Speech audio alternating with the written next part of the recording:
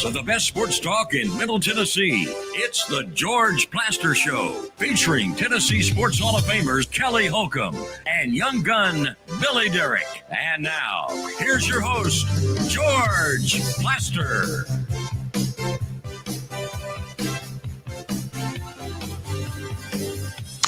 Hello again, everybody. Welcome in. It's a hot Monday. Who's kidding who? It is really hot, and it's going to stay hot most of the week. For the next couple of days, we will not be at the Fordyce Center in Bellevue, as most of you can probably tell, but that doesn't mean that we don't have a good show set up. Let's get to the important issues, though. The Holcomb wedding. Let's say hello to Kelly Holcomb, who joins us from Murfreesboro. Kelly, how are you? Still recovering, man. Still recovering. Okay, so it appears you're alive. He is alive. I'm alive. Yeah, Okay. I'm alive. We had a late night Saturday night, and then my wife and I yesterday afternoon, after we slept a little bit yesterday afternoon, went out, cleared off tables and everything. We still got people coming to the house getting things, so it's not over and done with yet. It hadn't been sealed and delivered. But the kids have been sealed and delivered. They're off and they're in Colorado having a good time. Sent us some pictures earlier, so everything went great. There were great people there. I talked to Lenny a few minutes and Philip Hutchinson, and we had probably 215, 220 at the wedding, so it was fun. Everybody had fun. Let's bring Willy Daunic into the conversation. Billy, there you are. So I think inquiring minds want to know about the speech.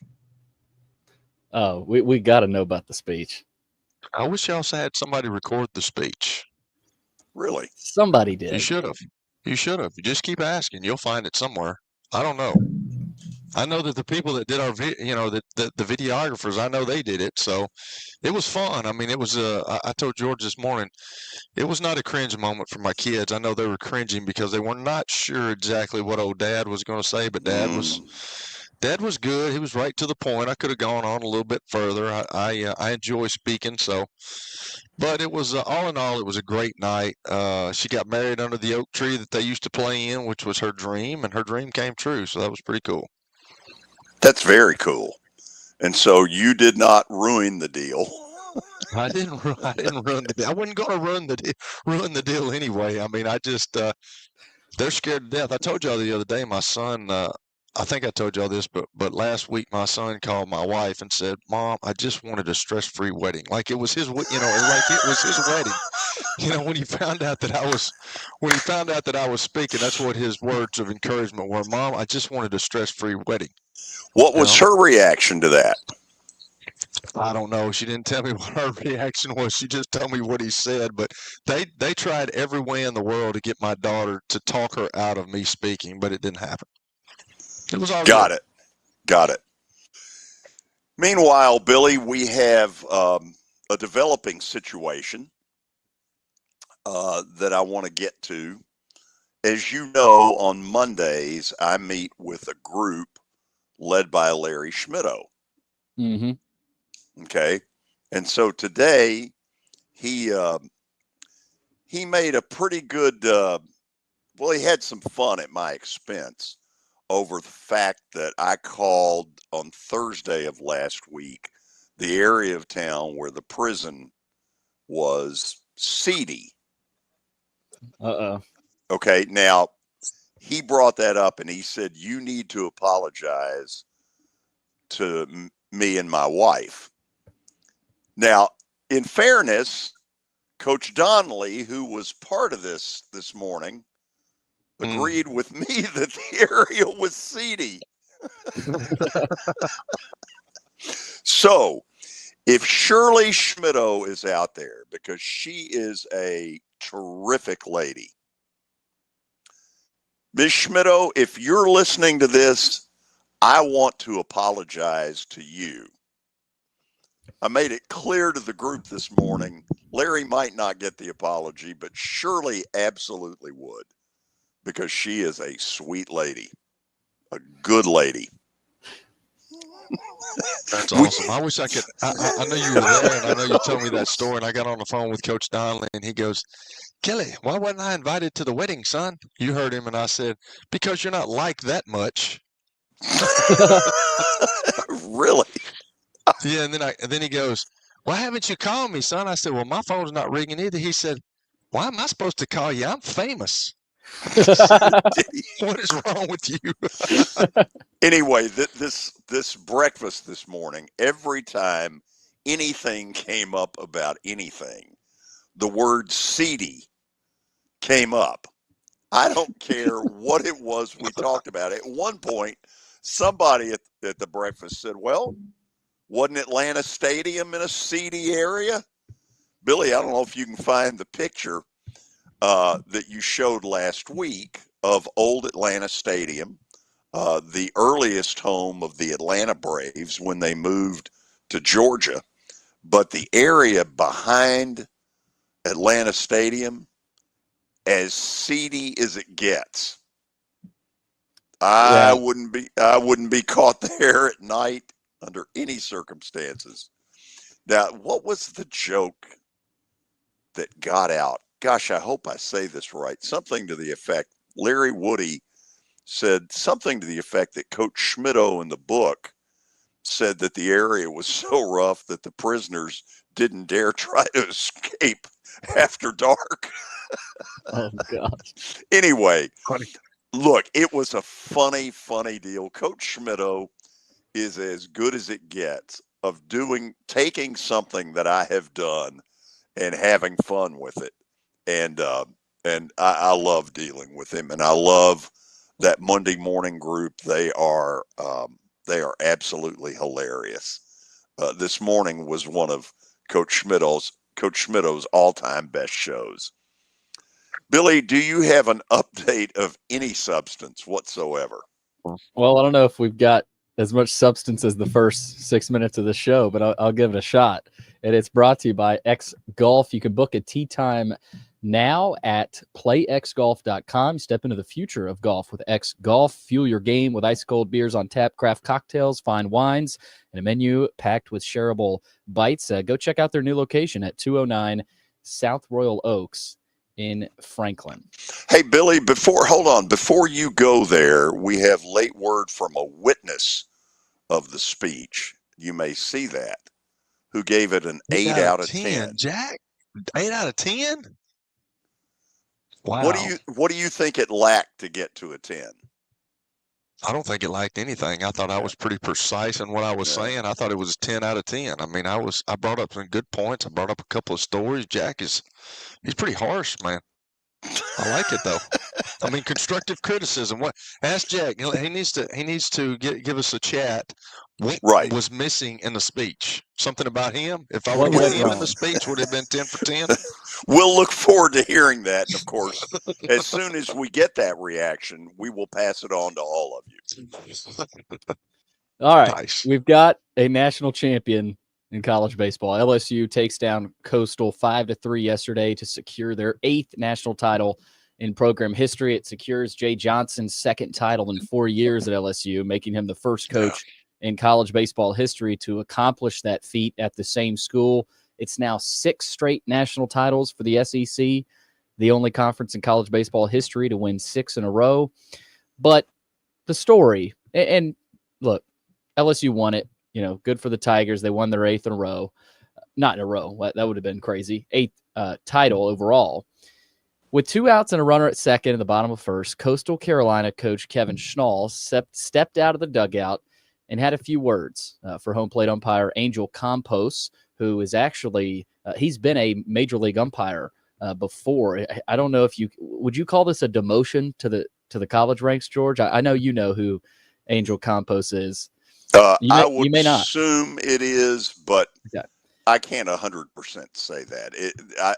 But I'll say this: I've never heard of a major league umpire deciding on his own to go down to the college level. Right. I don't think you get rich on the college level. No. You can make some pretty good jack on the major league level. And with that as the backdrop, Schnall was ejected. He had a poignant message. Let's just say that in the post-game press conference. Let's take a listen.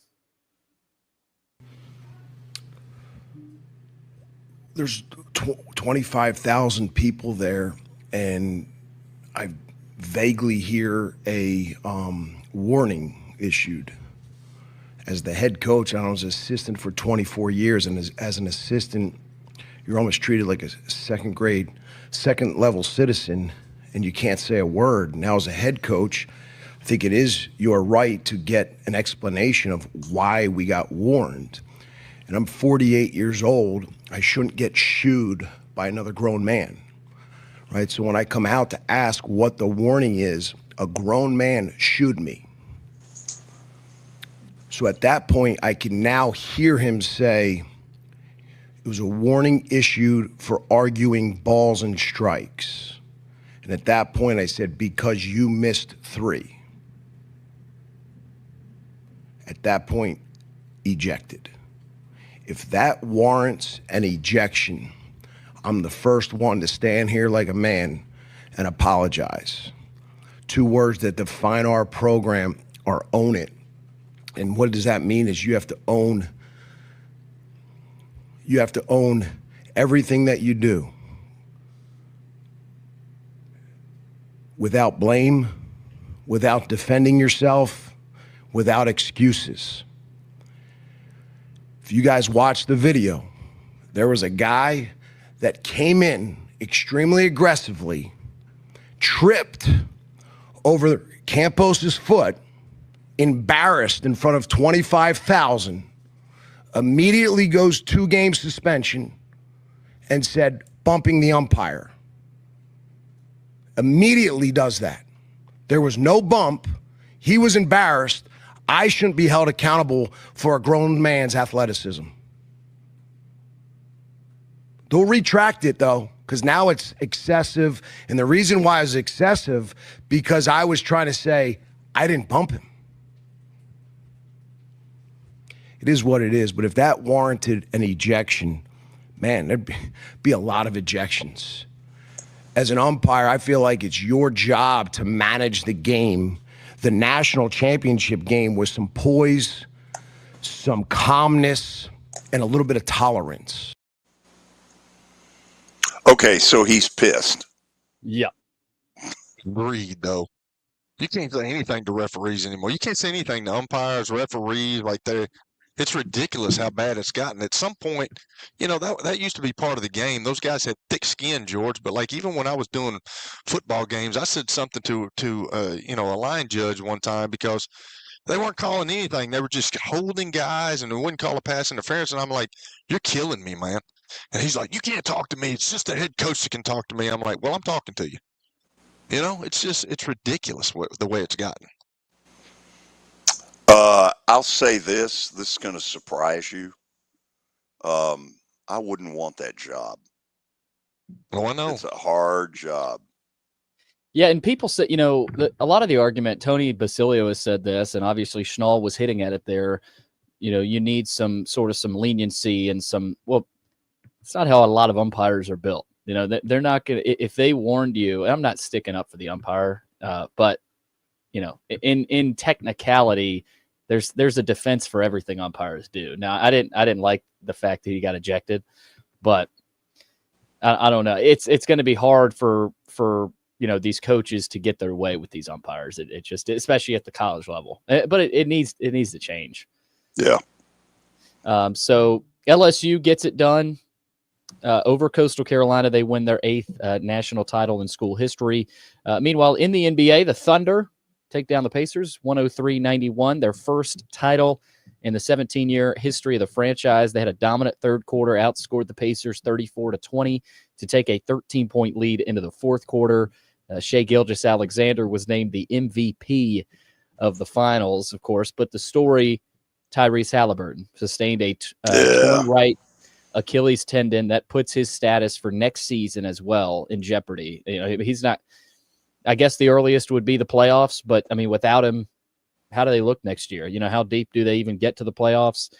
He acknowledged after practice on Saturday that his leg was still stiff and still sore, but he said he planned to play through it. And obviously you saw what happened. It was just awful. When I heard that it happened, the first person I thought of was Klay Thompson, because Klay Thompson had a gruesome injury that kept him out for a couple of years. And I think it was in a playoff final. Can't swear to that, but I think it was. Anyway, that's the first thought I had was wonder what Klay Thompson's thinking as he sees that.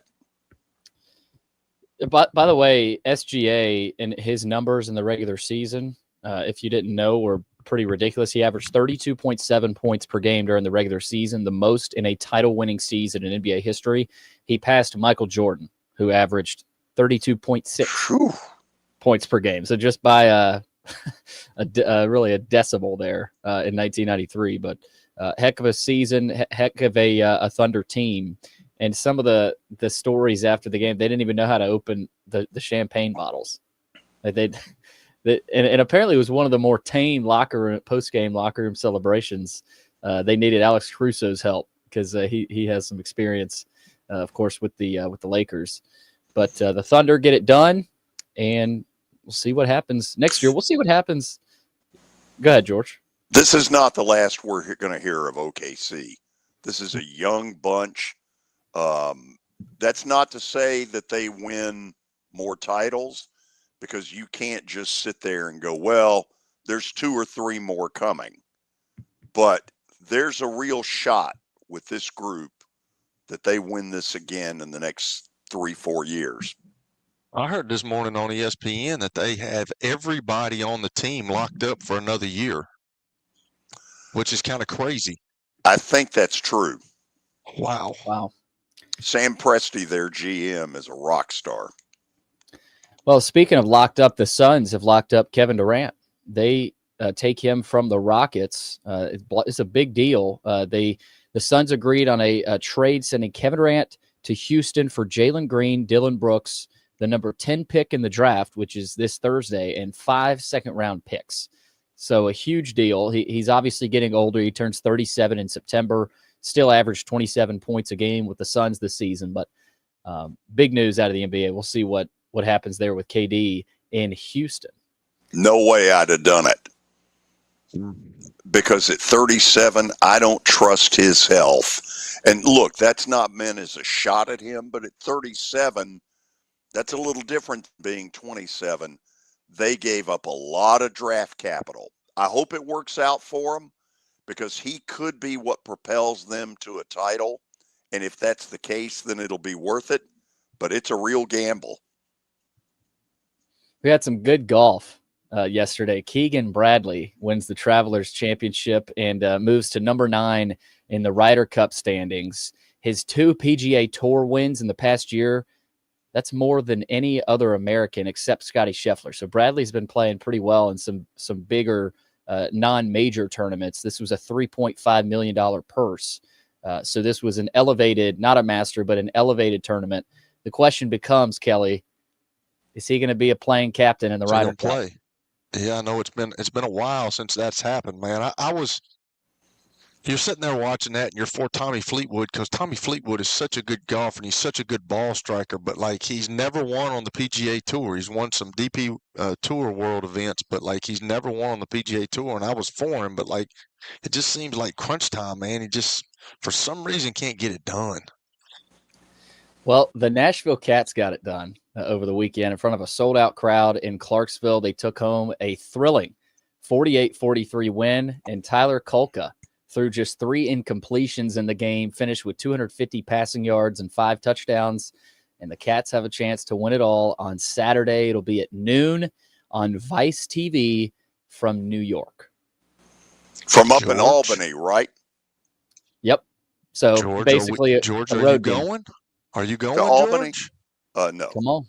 No, No, hold on. Hoagie said that he would take you to Cooperstown. Are we going or what? No, we're not going. Because You wanted the to day. be vague when Hoagie asked you. No, because there is now a trip scheduled to go to Cooperstown that you don't know about. Okay. Oh, okay. Who you But going with? next weekend, there will be a visit to Hotlanta, GA. Oh, I knew that was coming. The Truest, Yeah. huh? Oh, yeah. Take a Are fan. you Are you excited for that, George? Or, I mean, how are you feeling about that? I don't know. I mean, good God, we lose 2 out of 3 to the Marlins. So, are we done? And you got run ruled by the Rockies a couple of weeks ago. Yeah, They felt sorry for you. Don't start that. There is no run rule in Major League Baseball. Billy, are we done? We are. Okay. After the break, let me kind of tell you what we've got going on.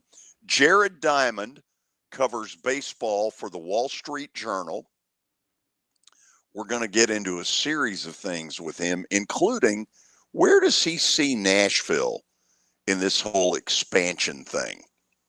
Because the truth of it is, we're too close to the forest to see the trees. At 4 o'clock today, Willy Daunic will join us, and we will ask the question, why did nobody watch the Stanley Cup Finals? Edmonton, Florida, should have been a ratings bonanza, and instead it was a total dud. This is 94.9, The Fan.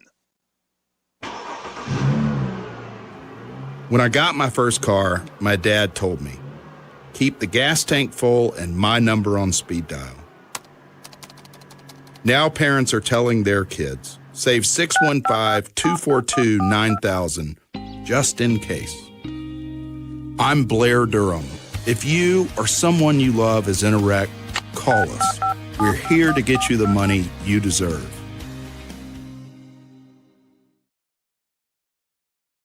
It's easy to say good things about the folks at Strike and Spare Family Fun Centers. Number one, I trust them with something that's near and dear to me, the Plaster and Friends Celebrity Bowling Night.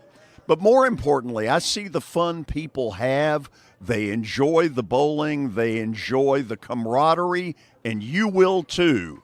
Come by any of their locations and get ready to have some fun.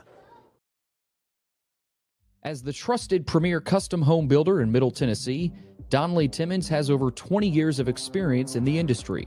Whether you're looking to build your dream home or renovate your current home, their team will ensure that every client and every remodel is unique, luxurious, and completed on time within budget.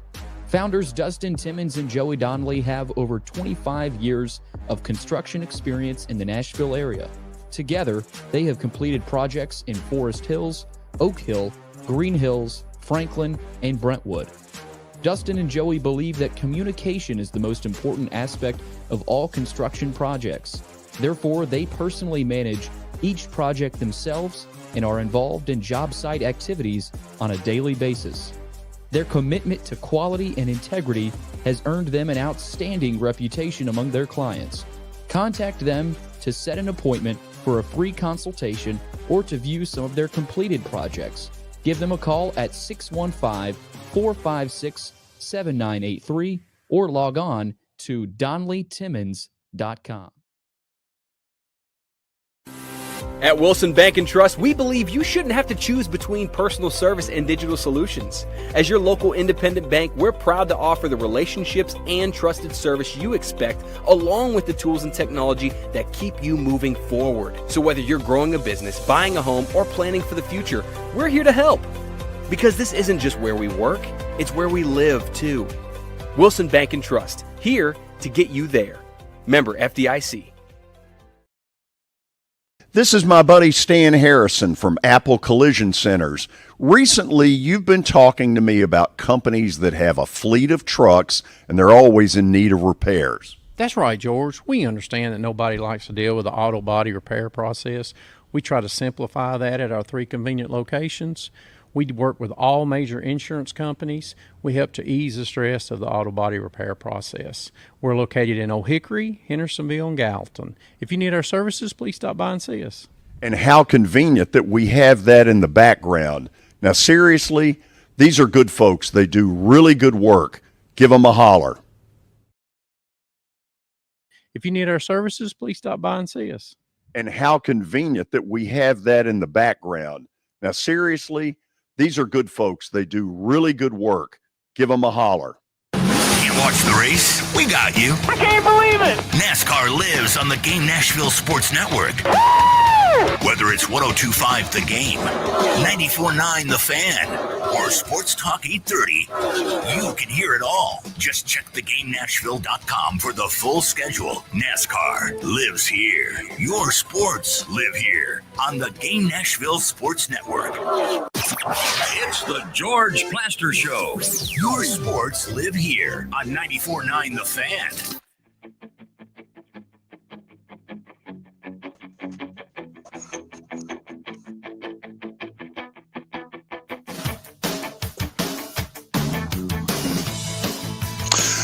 We are back, and when I heard late last week that we were going to have Jared Diamond join us, he covers baseball, really good writer for the Wall Street Journal, and he's written all kinds of good stuff over the years. So I was very excited to have him joining us. Jared, how you doing? I am doing great. How are you doing? Glad we're doing this. Listen, thank you. And I'm going to start in a way that you probably did not see coming, but I guess I'm so close to the forest that I can't quite see the trees. What do you hear about this city and Major League Baseball expansion? As we sit here right now, I think everybody in the baseball industry would be absolutely stunned if Nashville does not have a major league team by the time this round of expansion is done. Everybody seems to believe it is the single best expansion market baseball has in the country. And I do believe that it's going to be an expansion, not a relocation. I know there's been increasing questions about Tampa Bay and what's going to happen with the Rays, given the implosion of their stadium deal for the 100th time in the last 20 years. Major League Baseball, A, is committed to Tampa Bay as a market, and B, does not want to lose Nashville. And by lose Nashville, I mean lose the expansion fee that would come with Nashville, and give that up for a relocation. So I absolutely believe Nashville's going to get a Major League Baseball team. It's just a matter of what happens with the Rays. Nothing is going to happen until the Rays figure out their situation. It finally looks like the A's, their move to Vegas seems all but certain. They actually broke ground on their stadium today, finally. There's just really one problem child left for baseball to deal with before they start thinking about 31 and 32. Jared, all the people, I'm going to act like a big shot here. All my MLB sources have told me the exact same thing, that Nashville is at the top of the list. Right now, we don't really know who the owner would be. The former governor, Bill Haslam, has kind of maybe I will, maybe I won't. Would Major League Baseball essentially go out and get Nashville an owner? Do they like this market that much that if a local person doesn't step up, that they would say, well, here's so-and-so who's worth $100 trillion and he's willing to do it? Obviously, baseball would prefer to have local ownership, right? Of course you would. It's just a good way to start a franchise, is to have your owner be from that city, live in the city, have a presence in the community. That is the ideal situation. I've also heard about Bill Haslam's interest at times. I know there was at one point in the various saga of the Rays, an idea that Bill Haslam would join a group to buy the Rays to relocate them to Nashville. That was years ago. I'm not talking about right now. That's not on the table right now. So I think they would prefer that. Certainly. They'd like local ownership when possible. But the reality is, anyone that is wealthy enough to buy a Major League Baseball franchise is probably smart enough with money to know that Nashville is one of, if not the best market to be in, right? So there's other places sort of out there, and you hear other cities, and they're going to expand with two teams. So there's going to be another market that gets in. But what makes Nashville so appealing beyond everything else, right? It's already a multi-sport market. It's shown that it could support professional sports. is that baseball is a giant hole on its map, right? The southeastern United States is this sort of a big hole for baseball. There's Atlanta. There's nothing else in the southeast until you start getting to Miami and Tampa Bay, both of which have been, uh, at least from a business standpoint, failures, right? So there's all these major southeastern cities that have other sports that don't have baseball, and MLB desperately wants that to change. And of all those cities, right, Nashville is seemingly the best place. So, look, I think baseball is going to do everything in its power to find local ownership in Nashville. If that doesn't happen, look, you could be a majority owner from somewhere else and make sure you have some prominent LPs, limited partners from Nashville, and that might be good enough to get a deal done. Jared, over the years, I've done 2 or 3 different, I'll call them dog and pony shows with Dale Murphy. When he comes to town, I've oftentimes done interviews with him around card show things. So this just in, I'm a huge Dale Murphy fan. There's not a better human being out there. He's now the face of the Salt Lake City attempt out west. Have they moved into the leadoff position out west, in your opinion? It's really Salt Lake City or Portland, and I think most people would agree that Salt Lake City has a better chance. First and foremost, Portland has the issue of having the Mariners not far away and claiming territorial rights over Portland, having to sort of untangle that potential mess. Salt Lake City does not have that issue. So I look, as we sit here today, if you ask me what cities will have teams 31 and 32 in Major League Baseball, and I had to pick, that's what I would bet, right? I'm not a betting person, but if I had to pick, I would say Nashville and Salt Lake City are the 2 most likely places, right? Part of it is just sort of a process of elimination game. There aren't that many great markets. This isn't the NFL. The NFL could drop a team in the middle of Alaska and they would be enormously successful because the NFL is this enormous behemoth that seemingly it has sort of limitless popularity in this country. That's not baseball. Baseball is having enough problems trying to keep 30 markets interested, right? We've talked about Tampa Bay, talked about Miami. Who knows what's going to happen with the A's in Las Vegas. So it's not as if there's that many choices, right, of these big markets that have shown they could support professional sports that could handle another team. So yeah, Salt Lake City and Nashville seem like the leaders. Portland's still there. Charlotte's still there. I think a third team in Texas, you may hear rumors about that, sort of an Austin or San Antonio bid. But yeah, I agree that Salt Lake City and Nashville are the favorites as we sit here today. By the way, I'm nominating you for commissioner with those answers. So congratulations on that. By the way, appreciate it. I'm ready. Yeah, is there when Manfred steps down, is there an obvious after that, or is this a wide open free for all? An excellent question. I personally am of the belief, and I would call this not even necessarily educated speculation, with some knowledge, but I'm not going too far on a limb here. I think they're going to look outside. I personally do not believe the next commissioner is going to be someone who currently is working for Major League Baseball's commissioner's office. The number 2 behind Rob Manfred right now, Dan Halem, has, I think, already sort of made it clear, sort of suggested he's not really interested in that top job. The other deputy commissioner, Noah Garden, that was a possibility. He's a media guy. We'll see what happens with the next media deal. Morgan Sword is another name that I'm sure you're going to be hearing a lot about. He's sort of the brainchild for many of the rule changes that have really improved baseball over the last few years, like the pitch clock, things of that nature. He's young, right? He's only I think he's in his early 40s. I could see him spouting up.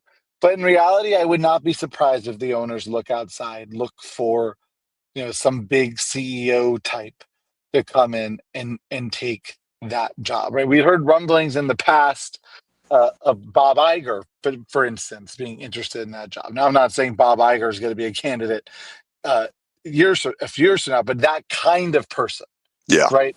So a CEO, someone with significant media experience, because that's the future, right?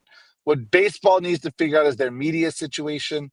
Uh, that is where the money is. So, you know, media or labor, that's sort of the two areas you really see a commissioner coming.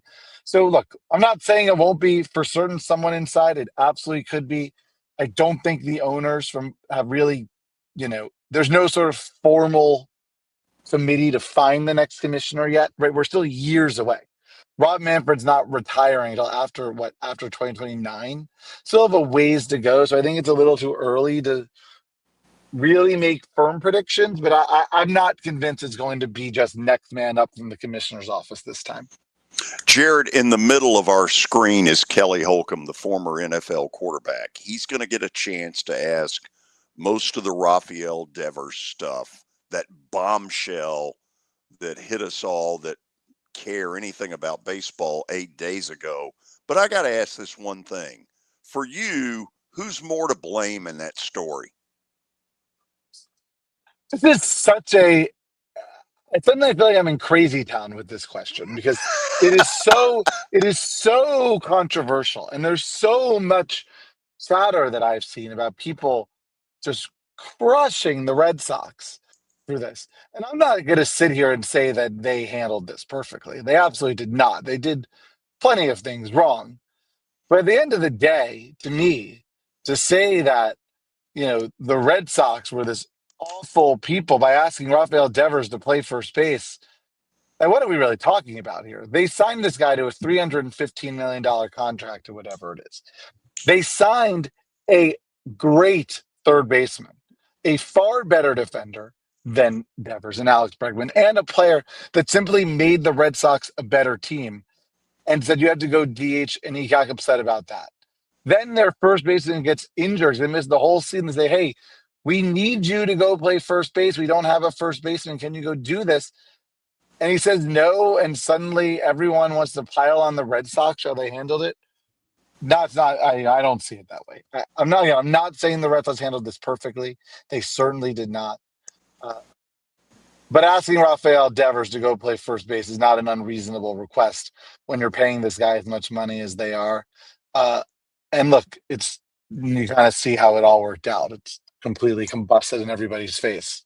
So, Kelly, you can tell why I was so excited when I knew we were going to have Jared on. This guy can flat out talk it.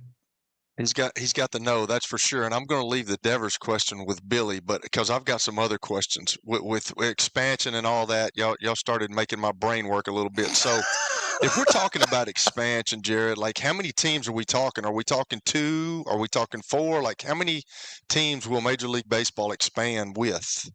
Rob Manfred has said that he wants the plans in place for 2 more teams by the time he retires.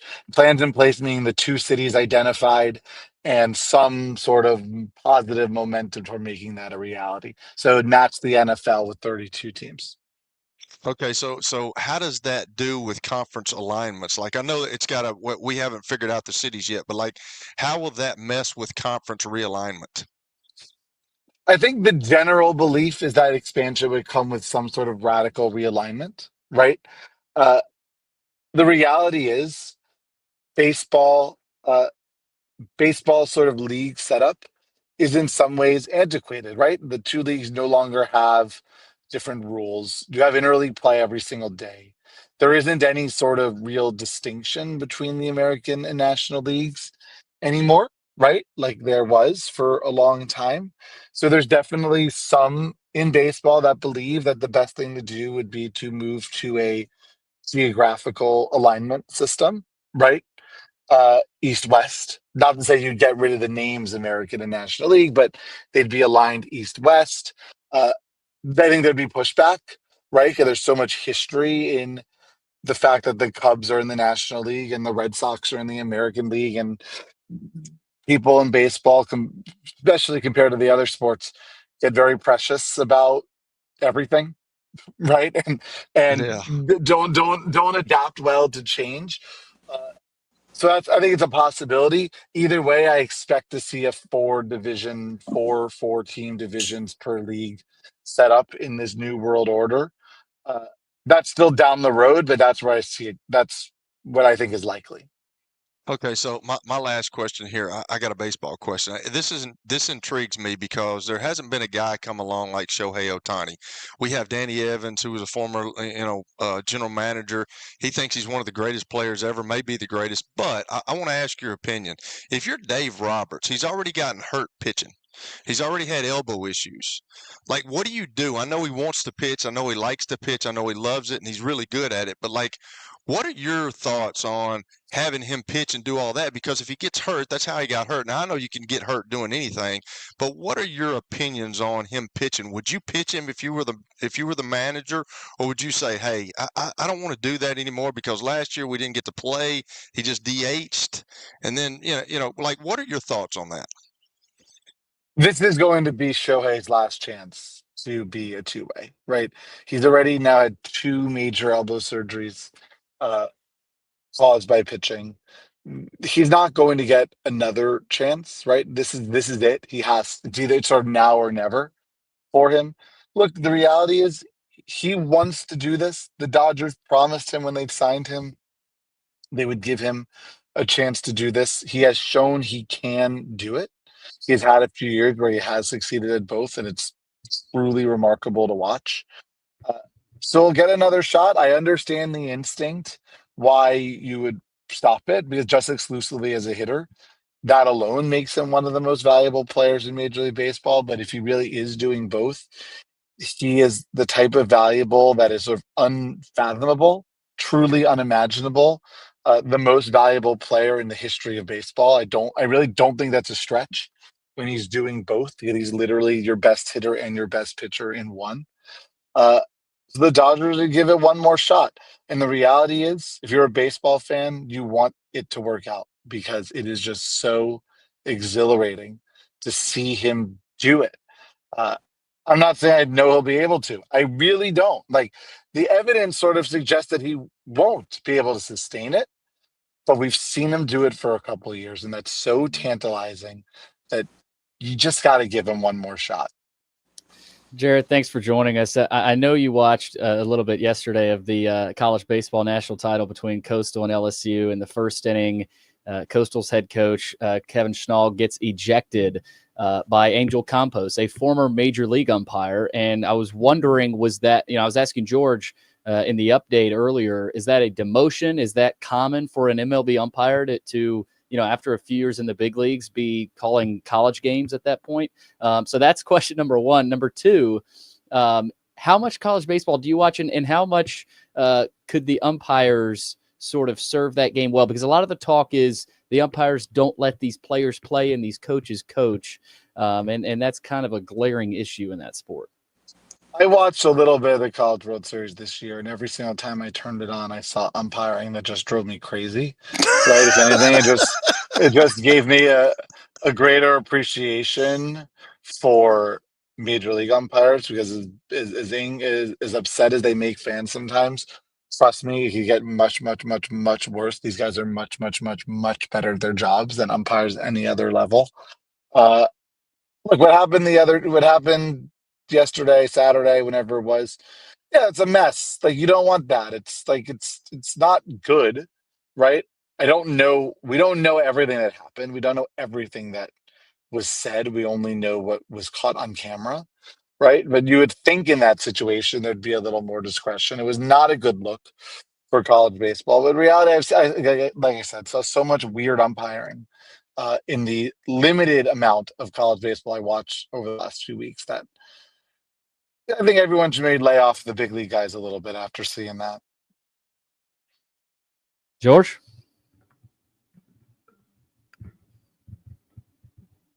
Oh, did we lose George? We lost George there, Billy. He's back. He's back, but I can't hear him. Can you hear him, Jared? Nope. Oh, no. This is a tragedy. Well, I guess that's it. I'll go ahead and try to close us out here. Jared, thanks for taking the time. We're going to try to get George reconnected. Get him back. Yeah, we'll get him back, but thanks for taking the time. You got it. Thanks, guys. Appreciate it. That is Jared Diamond from the Wall Street Journal, covers baseball at a really high level. We'll try to get George back in the fold here and talk a little bit more baseball, I'm sure, right here on 94.9 The Fan. When I got my first car, my dad told me, keep the gas tank full and my number on speed dial. Now parents are telling their kids, save 615-242-9000 just in case. I'm Blair Durham. If you or someone you love is in a wreck, call us. We're here to get you the money you deserve.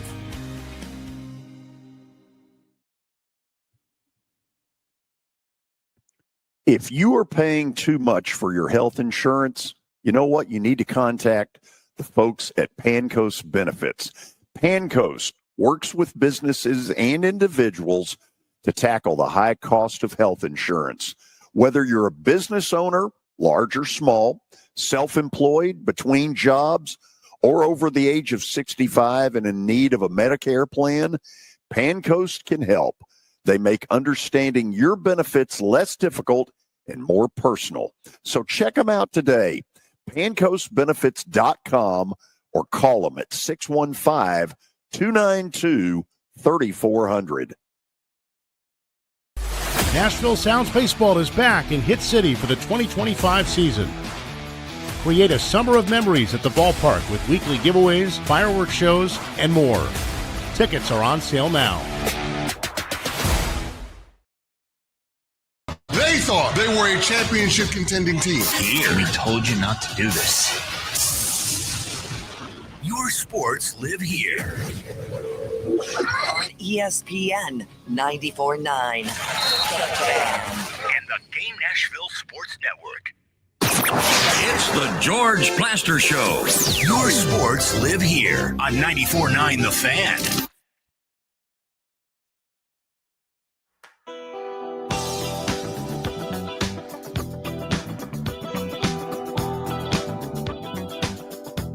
Was it my fault?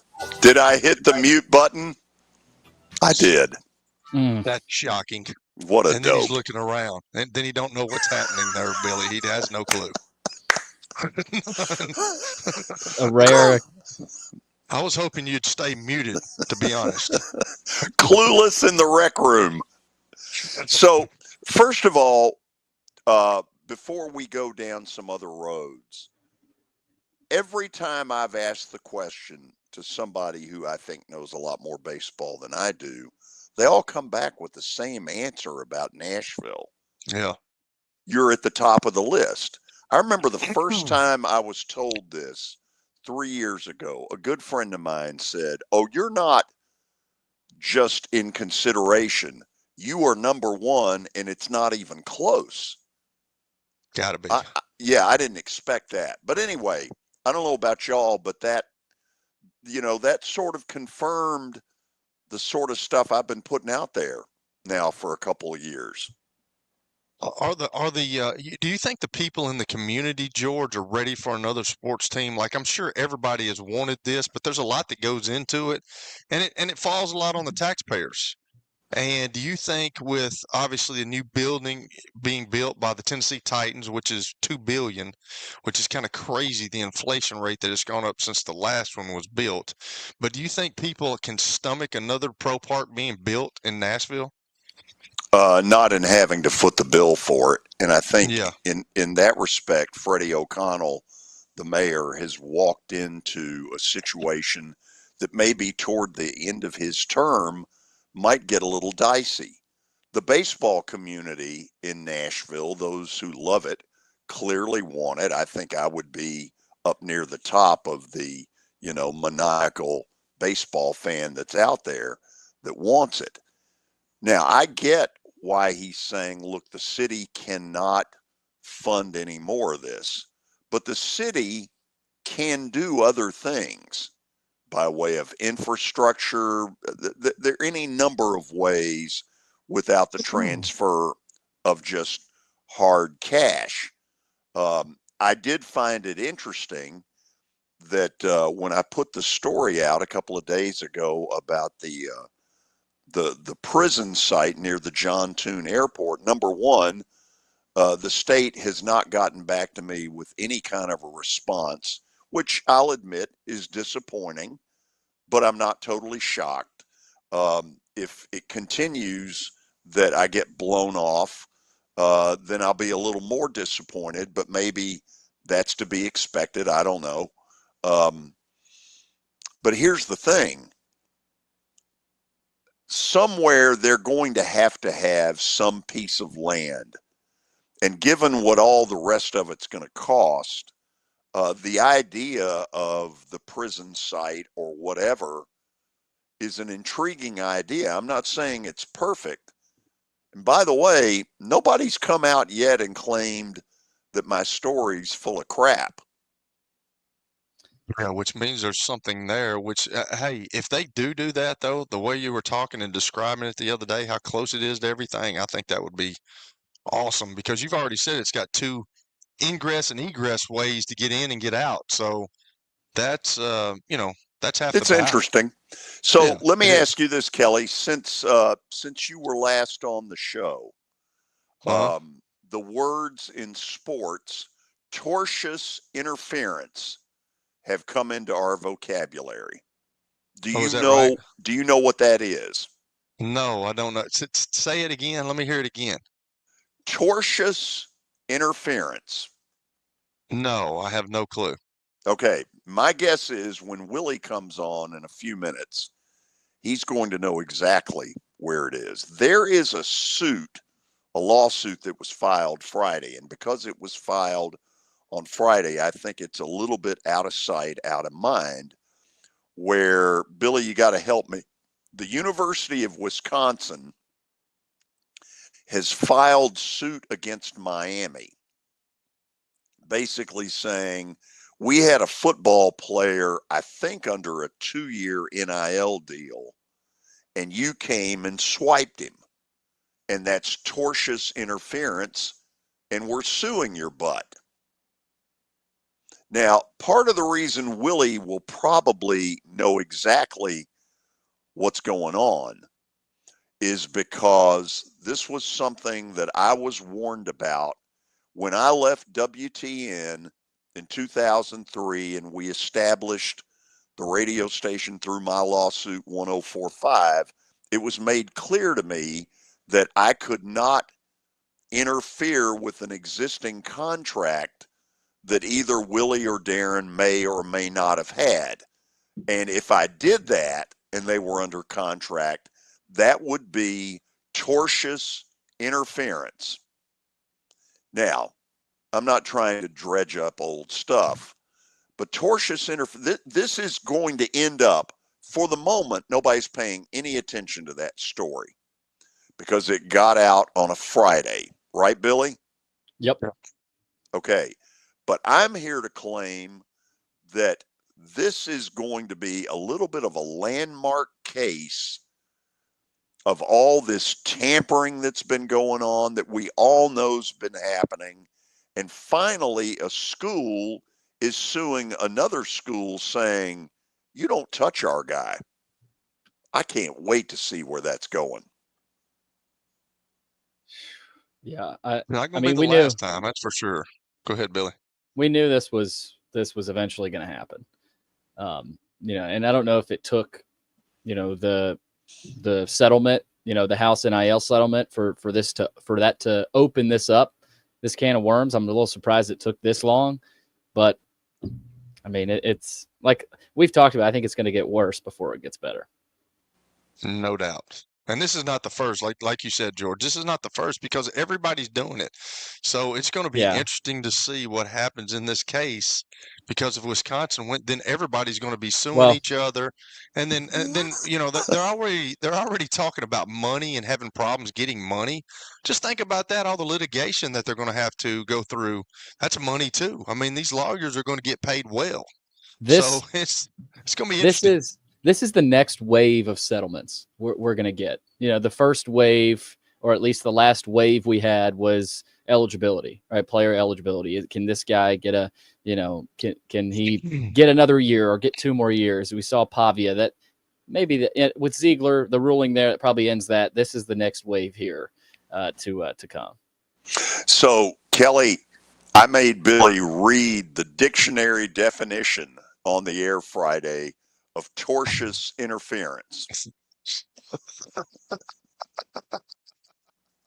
That's hilarious. Because I tried to explain it as best I could with my vast legal knowledge, and I felt like it fell short. Billy, spell tortious. Tortious. Okay, tortious. There you go. Yeah. Was that it, You George? sure about? I don't know. I don't know. By the way, before we go to the break, we have, I guess, a rebuttal from Jack Gold on Kelly's speech. Billy, if you will, pull that up, and let's see where we go with that. We have a rebuttal? Well, yeah. Well, I mean, he came back with something. He said that, I mean, I'll paraphrase since you can't find it. He sent something that said that he expected, something he said good performance, but I left wishing I had shed a tear or something. Oh, Lord. I shed tears all day, Jack. I mean, I couldn't hold it together. It was lucky that I made it through the speech, because I don't understand it. Like my first child that got married, my daughter, I was good until we danced, but the other day I was a marshmallow the whole day. I had to go into the room. Everybody showed up. They were doing their makeup upstairs. The guys were downstairs.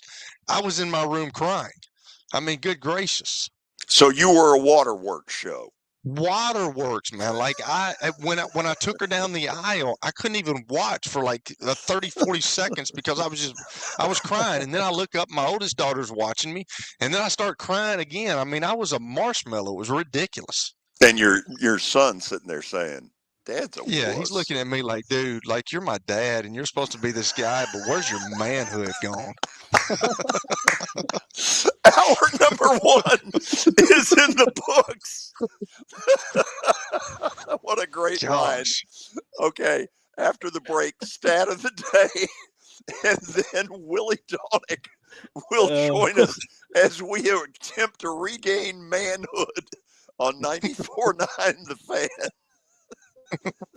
Looking for your favorite sports? How about sports? You follow sports? We probably have it. Just log on to the Information Superhighway. Oh, they don't call it that anymore? To start, press any key. Where's the any key? Head to theGameNashville.com.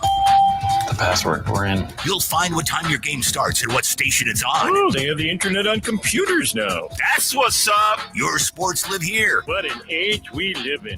On the Game Nashville Sports Network. Listen on the air. So don't tell me to chill out. On the web at thegamenashville.com. This team has strategically put themselves back in the mix. Watch us on YouTube or download the Game Nashville app. You have to make those plays. Your sports live here on the Game Nashville Sports Network. Save big at the Electronic Express 4th of July sale with huge deals in every department. Get cooking this summer with this Traeger grill, just $4.99. Or watch your favorite movies on this LG 55-inch smart TV, only $279. At Electronic Express, the more you buy, the more you save. Shop now and save up to an additional $1,200 on all appliances. 24 months interest-free financing? We've got that too. Shop in-store or at electronicexpress.com. You enjoy the thrill of gambling, but what happens when it becomes a problem? Whether you want to cut back or quit gambling altogether, the Gambling Clinic has been helping people change their gambling for over 2 decades. We're here to help, not to judge. The Gambling Clinic is a Tennessee-based clinic offering in-person and telehealth support to help people win back their life. Visit us at thegamblingclinic.com. This project is funded by the Tennessee Department of Mental Health and Substance Abuse Services. Brought to you by the Gambling Clinic, the Tennessee Association of Broadcasters, and this station. Make your Yellowstone area vacation unforgettable at the Buffalo Bill Center of the West in Cody, Wyoming. 5 family-friendly museums packed with wildlife, art, culture, and authentic Western experiences. Plan your adventure now at centerofthewest.org. Your sports live here. WBUZ HD3 Laverne. All around the world on the Game Nashville app. We are the Game Nashville Sports Network. ESPN 94.9. The Fan. It's the George Plaster Show. Your sports live here on 94.9 The Fan.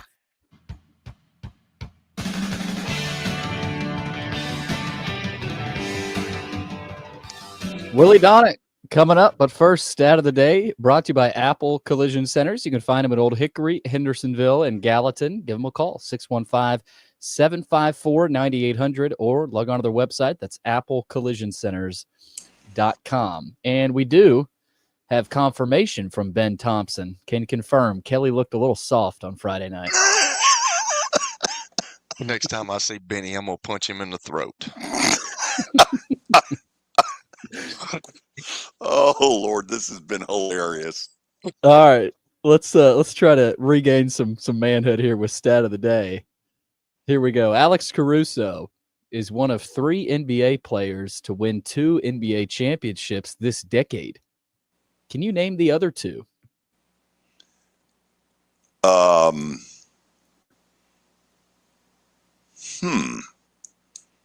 Kyrie Irving? Okay, hold on a second. Hold on. Let's not let him gong us yet. Kyrie Irving would have won with whom? I'm thinking Cleveland. It's been a decade, so right? No, but it says this decade, which would appear to be from 20 to 25. Now, Billy, you gotta help us here. What do we mean by this decade, or as President Kennedy used to say, in this decade? Yeah, so back to from 2015. Well, from you go, but these are 2 fairly recent players. I'll just say that. I mean, that you're not going back to Kyrie. Oh.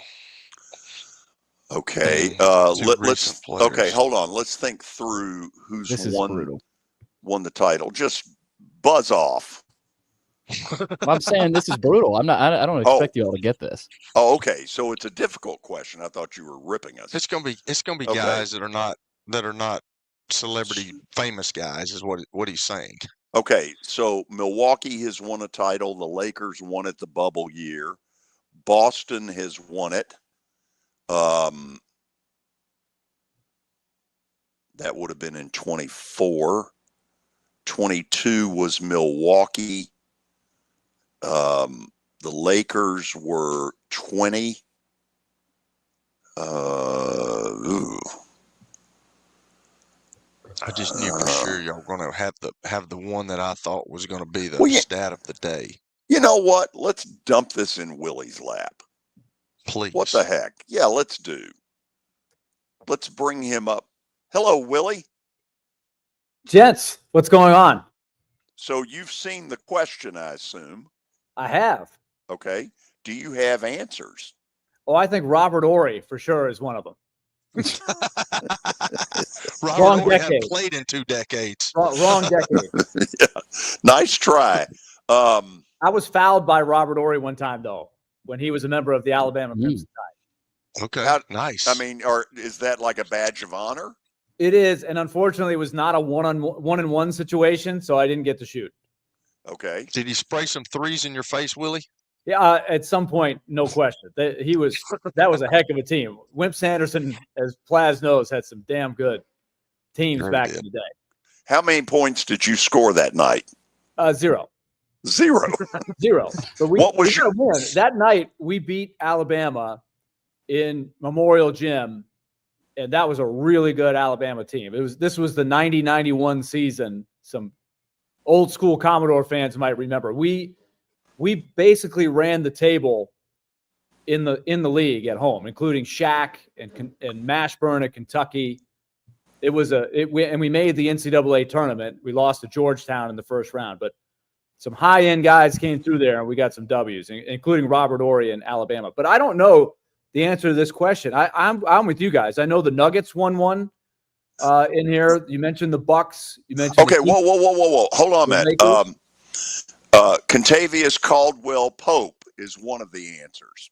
That's correct. That's correct. KCP is one of them. Denver and the Lakers is one of them. That is correct. Okay. So, the studio's telling us can't even say his name. Drew Holiday. Is that correct? He won in both Boston and Milwaukee. So cheating is good. Cheating is good. I got KCP on my own. Boom. Yeah. So there you go. It was a cheating deal, and who cares? I think that was an open book test more than cheating. It should be open book all the time. I mean, these questions are ridiculous. Wow. That's called deducing an answer. We would have been a good Trivial Pursuit team. Conferring, coming up with the right answer to get the wedgie. Thank you. So officially, we are into the 4:00 hour. From a rec room near you. In fact, there are a bunch of rec rooms in this today.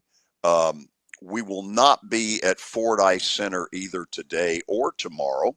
But Willy Daunic, of course, is part of Sports Talk Radio on 102.5. You can hear him every day from 11 to 2. That would be Monday through Friday. Willie absolutely learned from me. We don't work weekends unless we have to. And, of course, he is the play-by-play voice of the Nashville Predators on television. Willie, in your past, do you remember the words tortious interference? Yes, I do. So do you have any clue why I'm asking that? No. Okay. Wisconsin on Friday, and it's a lawsuit that has gotten lost in the weeds because it was announced on Friday, and over the weekend everybody blew it off. But it's going to have some big stuff eventually. Wisconsin is claiming they've got a player under contract NIL-wise, and that Miami tortiously interfered. And so Wisconsin is suing Miami. Willie, if you remember, I was warned that I was not to talk to you about moving over to another radio station during a lawsuit because I could tortiously interfere. Do you remember that? I do. Yeah. And I never spoke to you about it. George, we stayed above the law. That is always my goal every day, is to stay above the law. Yes. So you haven't paid attention to the story, so you might go to your people tomorrow and say, I was on Plaza's show. Yeah. We might ought to pay some attention to this. I will do that. Well, it was just a matter of time, right? That, especially with Nico and with a lot of athletes, that as this is still a new process, that people test the bounds of NIL.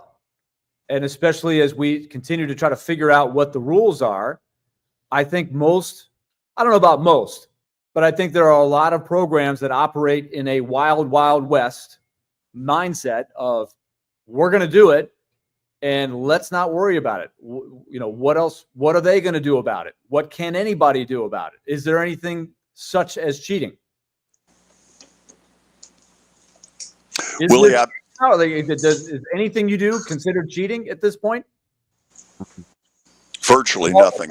It's all ethical, right? It's all, if Kelly and I have an agreement, we hope that we honor each other's agreements, right? But in this world of NIL, I think there have been some agreements that have been broken. Nico would be an example, right? And this would be another example. There's a contract that says one thing, but is he bound to that contract based on the fact that there are no rules?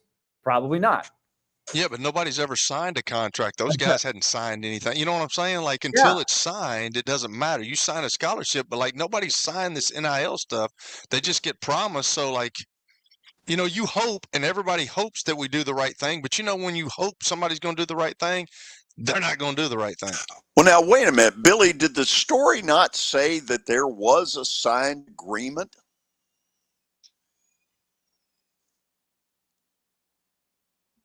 Well, whether it was signed or not, right? If it was an agreement, I've seen it on both sides. It was who was it? Was it UNLV's quarterback that basically said, "Look, I was promised right. X, Y, Z. Here we are, 4 or 5 games into the season. I haven't seen anything, and so I'm just going to leave. I'm not getting what you promised me, and there was nothing in writing there. So we see it can work both sides, right? That's why we need to try, as best we can, get a little more structure to this whole thing. But we're a long ways from that. So, Willie, when hockey first came to town, you know that I used to like to have fun, that hockey on television drew test pattern numbers. I remember. You used to hear me say that a lot. But I'm really baffled by why the Edmonton, Florida series, even though it kind of crashed and burned in games 6 and 7, up until then, it had been a terrific series. Why did it get nobody? I think on the first thing would be it was on TNT and not on ABC. I think if it were on ABC/ESPN, you get a bump always when you're on the network, and especially on ESPN as opposed to TNT. I think TNT's coverage of hockey is way far superior with their announcing teams, their production, their in between periods coverage. It's great coverage. But I still think, even though everybody knows about TNT, it just doesn't have quite the same reach as ESPN, or especially free TV, network TV on ABC. So that's part of it.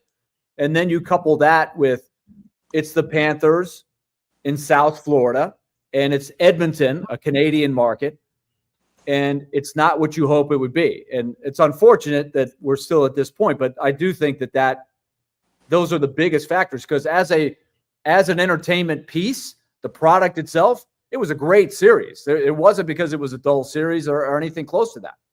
Okay, I hear what you're saying. It should do better. But I'm going to call bull on part of it. Barkley and that whole group that has made TNT's NBA coverage, nobody had any problem finding them on TNT. But they're not on they don't do the NBA finals, do they? No.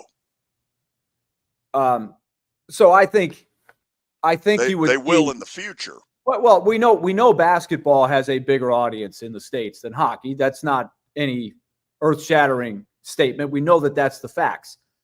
But I think if you were to see, like, I know Game 7 drew very well. Game 7 last night for the Pacers and the Thunder, that was on ABC. So that allowed you to get a bigger audience than you would have if that game was on TNT.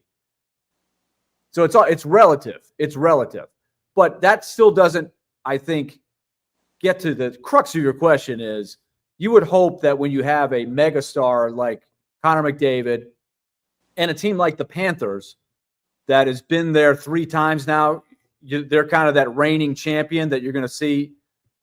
You had a lot of drama there, even though you didn't have great television markets and you didn't have the best channel. You would still hope that you saw something better. But so I think all of those are factors. Okay, I'm texting at the moment with my vast texting skills, trying to find the ratings for last night's NBA game. I believe it was over. I saw our buddy Richard Deitch texted out that it was 16 million. I believe was and a peak audience of 19 million, and that was, as we know, a game that got away late in the third quarter. Had that game gone deep into the fourth quarter, the number I think probably would have been higher. Okay, here's what they're saying: becoming the most watched NBA Finals game in 6 years. The game averaged 16.4, which, by the way, is still not at Michael Jordan numbers. Right. This last night on ABC, it peaked at 19.3 million. The 7-game series as a whole also saw strong viewership, averaging 10.3 million. So, for what it's worth. Now, Let's get to the really important issue, Willie. Kelly, I want you to chime in on this as well. Here are the pathetic Braves with the bullpen from hell, with people like Mr. De Los Santos and Aaron Bummer and Dylan Dudd, actually Dylan Dodd, and some guy named Austin Cox. Okay? Half these people I've never heard of. We've got all kinds of bullpen issues. And yet, just absolutely laid waste to your Mets. Your reaction? Look, I'm not happy. The Mets are 1-8 in their last 9. If you remember last week, I told you that I felt like the Braves would be the motivated team and rally and have a good series against the Mets. And the Mets, of course, squandered the first game where they were ahead by 3 runs with 2 outs in the 8th, which is a game that you need to win. And they didn't. And then they got whipped in the next 2 games. And the Phillies whipped them 2 out of 3 in Philadelphia. Both wins for the Phillies were decisive. So the Mets are not playing good ball right now. They've got a couple of injuries.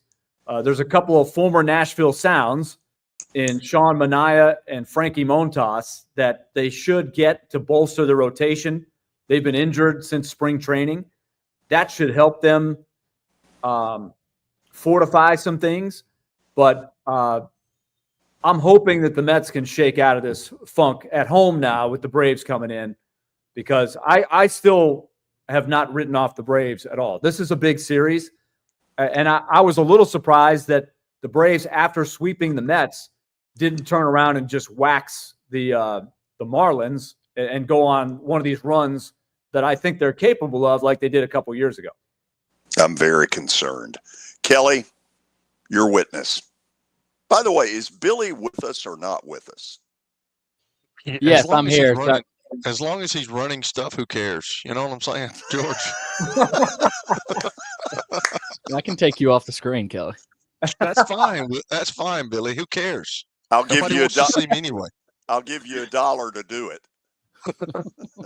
Hey, Willie, here's what I want to ask you, man. I was watching ESPN this morning. These guys brought this up because I always talk about today's athlete and, being a little softer than they used to be. And I've got to give it to Tyrese Halliburton. That guy said, I'm playing if at all possible, and he had a calf injury. And a lot of these calf injuries, as we're seeing, is leading to what happened to him in the game the other night with the Achilles tear. And that's awful when you see it. Like Damian Lillard did it. Jason Tatum did it. Now he's done it. And Kendrick Perkins was talking about it on ESPN this morning.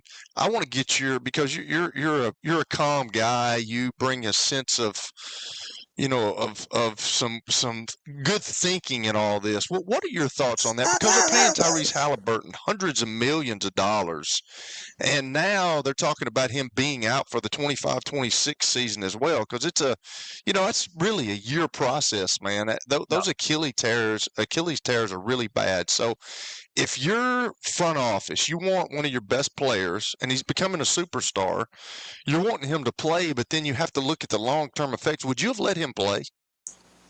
That is, to me, a great debate, because I'll throw it back to you as a major league athlete. I asked Derek Mason on our show the same question. If it were Game 7 and you were in the same situation, would you have played? Would you have wanted to play? Yes, I would have wanted to play, but if I know that something's going to happen like that, I might second guess it, man. I really don't know. I don't know how he played, honestly. And he made it through Game 6, which probably gave them the courage to say, well, you made it through Game 6, so let's keep it riding. But I do wonder what the conversations were behind the scenes of, listen, this is bad. We've seen it happen before. This is putting extra strain on your Achilles, and it could go. And there are a lot of risks. Remember in the movie The Natural, George, where the doctor goes to Roy Hobbs and is like, look, you can't play. You could start bleeding. And we know what he did. He played. No, Willie, the important one was North Dallas 40, where we learned that Delma don't do needles. Right. And unlike Roy Hobbs, Delma is stricken with the, he tries to play and he blows out his knee. Spoiler alert, if you haven't seen North Dallas 40. And if you haven't seen it by now, you may not see it. But that's what it's about, right? It's the stuff behind the scenes. Sure. And even with the modern advancement medically that everybody has, I think, Kelly, what you're asking is, the athlete most of the time is going to say, if there's a way I can play, I'm in. I'm not passing up. And they're not going to worry about next year or the year after.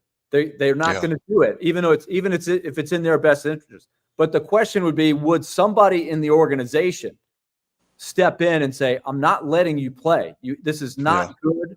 I've looked at the medicals. We've talked to the doctors. I know how bad you want to do it. I'm not letting you go in there. I'll give you another example. Remember 2004 Kurt Schilling with the bloody sock and all that stuff? If you look at him the next year, he was not the same. It took him at least a year, and he was really never the same after that. He was getting older. Right. But he's not the first guy that I think has jeopardized his future by going to great lengths to play in the big game. Well, here's another situation and I love what they've done in the NFL, because I got dinged up a bunch of times, but now they've got spotters upstairs, and if you don't look right, they're taking the helmet away from you. And I think what you're saying is somebody in the front office and somebody that's got knowledge of it has to take that away from you, because any athlete, or a doctor, any athlete's going to play. Have the jurisdiction to overrule the player and say, I'm your doctor. I'm telling you, you can't do this. Correct. Billy, you want one? Is that what you're waiting on? Yes. Thank you. Okay. Go ahead. Willie, does college baseball, I mean, obviously there's an umpire problem in college baseball. We just had a really good writer on from the Wall Street Journal who talked about it. He was just mocking, he doesn't watch a ton of college baseball, but every time he checked into the World Series, there was something stupid going on with the umpires. And obviously Coastal's coach was ejected in the first inning. And that had a huge, you got to believe that had a play, and that played a factor in the game. How much is umpiring hurting that sport? Because I'm with the guy we just had on. Like he thinks it's weakening the sport, but it's also college baseball. How much of an investment would that take to maybe bring in a few more quality umpires compared to what they have now? I think, and George, we could probably wind the clock back. Pick a year, 1999, 2005. There's some discussion somewhere about officiating where we kind of ask the same questions. I've always thought this. So Kelly, you tell, how many of your friends who were athletes, your peers, teammates of yours, ever said, you know what I want to do when I'm done playing? I want to officiate. I want to become a ref. It takes a special type of person to want to do the job to begin with, right? I don't know how that person's wired. Why would you want to take the abuse that these guys make? I try to remind myself when I'm yelling at one of the refs or umps in one of my kids' games or one of my team's games. I do have to remind myself sometimes, like, hey, somebody's got to officiate. So they're never going to be perfect. I do think that you can criticize what they did yesterday. I do think that ESPN did a very good job. If you look over the course of the broadcast, they showed you a wide shot where the Coastal dugout and the coaching staff, because remember, the first base coach is involved in this as well. He was warned more than once to chill. And in the first inning that you probably have a little more leash, but you're testing it when the guy says enough. That's usually the protocol. Enough. You're warned. Back off. Balls and strikes, check swings. They are not subject to, you can't argue with them. You know that. And we're supposed to just think everybody's a robot and you're not going to have a quick hook. Was that a little bit of a quick hook? Yes. But ESPN did a good job of showing, to be fair to that ump, he looked in the dugout more than once to say, that's enough.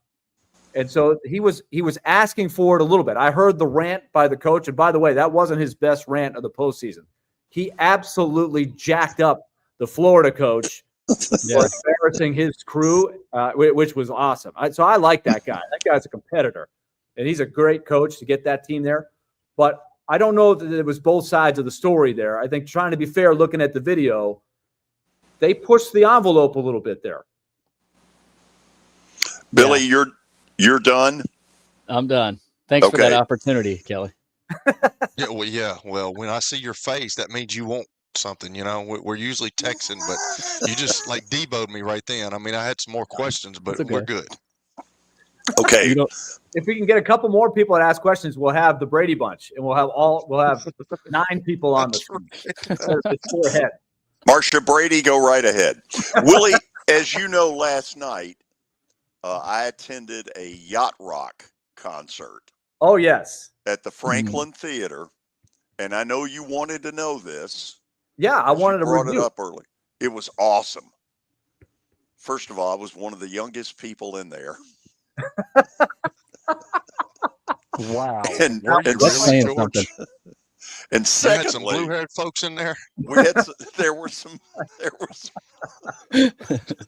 But secondly, Willie, near the end, they played "Smoke from a Distant Fire," and I wanted so bad to stand up and just belt out the end of it. Where they go, "A distant fire." Because Willie has heard me do that. Yes, in the car. In the car. Yeah. That's the only place you should do that. I was going to ask Kelly, though, does he appreciate yacht rock? You don't look like a yacht rock guy, Kelly. No, I'm not that guy. Not at all. Come on, Mike McDonald. It's shocking that George is, and I wish you would have stood up. Were you the only guy that could stand up at that point, George? Oh, that's beautiful. Willie? Hey, George, was there a Michael McDonald song in there? Please tell me there was at least one. Yes. Oh, yes. Okay. Absolutely there was. Michael McDonald has called our show before. Well, and we fell for it. And it was a reasonable facsimile. It was, and once I figured it out, it was not great moments in live radio. The guy, Michael McDonald, just suckered George so bad, calling him, pretending to be him. I was given bad info going in. Willie, thank you as always. All right, guys, good to talk to you. See you, brother. Okay, after the break, I doubt we'll get very deep into yacht rock radio. But you know what? It's damn good radio, damn good music. This is 94.9, The Fan. When I got my first car, my dad told me, keep the gas tank full and my number on speed dial. Now parents are telling their kids, save 615-242-9000 just in case. I'm Blair Durham. If you or someone you love is in a wreck, call us. We're here to get you the money you deserve.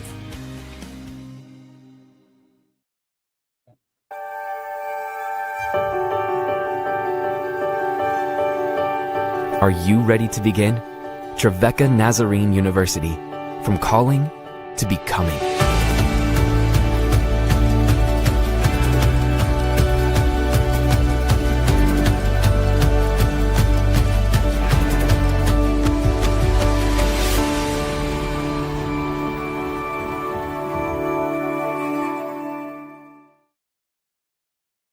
I trained my entire life to be the best.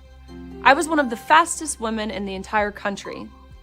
But woke politics made me swim against a man, sharing the pool and the locker room. That's not just dangerous, it's degrading.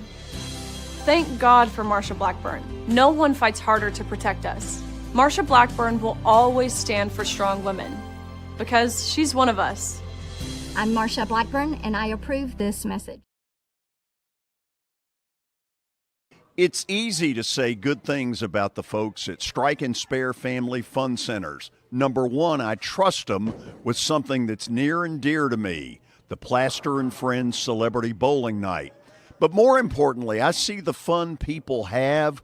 They enjoy the bowling, they enjoy the camaraderie, and you will too. Come by any of their locations and get ready to have some fun. Nashville Sounds Baseball is back in Hit City for the 2025 season. Create a summer of memories at the ballpark with weekly giveaways, fireworks shows, and more. Tickets are on sale now. Them up 615-793-9500 or log on to ventureexpress.com. I trained my entire life to be the best. I was one of the fastest women in the entire country. But woke politics made me swim against a man, sharing the pool and the locker room. That's not just dangerous, it's degrading. Thank God for Marsha Blackburn. No one fights harder to protect us. Marsha Blackburn will always stand for strong women because she's one of us. I'm Marsha Blackburn, and I approve this message. Looking for your favorite sports? How about sports? You follow sports? We probably have it. Just log on to the Information Superhighway. They don't call it that anymore? To start, press any key. Where's the any key? Head to theGameNashville.com. The password, we're in. You'll find what time your game starts and what station it's on. Oh, they have the internet on computers now. That's what's up. Your sports live here. What an age we live in. On the Game Nashville Sports Network. It's the George Plaster Show. Your sports live here on 94.9 The Fan.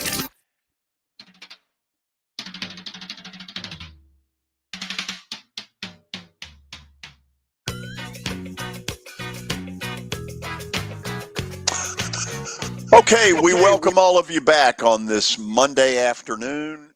Kelly, we have news to pass along. You ready? Tell us. Yep. It says here the Pac-12 has moved one step closer to completing its rebuild. I don't think it's 12, but whatever. Announcing today that CBS will be the primary TV partner for its new media rights deal. Now, they will be the anchor partner of a 5-year deal from 26 to 31. The main CBS network will broadcast at least 3 regular season Pac-12 football games. Woo! And the conference championship game, along with at least 3 men's basketball games and the conference tournament championship game. Those will all be streamed on Paramount Plus. And the football championship game is expected to return to its Friday night slot, which means they're going to dump a bunch of this garbage on the CBS Sports Network. Do we know who all? Do we know who all's in the Pac-12 now? Is it Pac-12 or Pac-10? Right now, the new Pac-12 is set to include current members Oregon State and Washington State, where the woman who answers the phones had to go, Pac-2, may I help you? Correct. Along with new members Boise State, Colorado State, Fresno State, San Diego State, Utah State, and Gonzaga, non-football. So apparently Texas State, which I used to think was a prison, but is actually in the Sun Belt, supposedly is the favorite to be the next one. However, for Texas State, there's a pretty large Sun Belt exit fee. Oh, really? What is the exit fee? Do you know? It's either $5 million or, depending on when they do it, $10 million. Oh, wow. Yeah.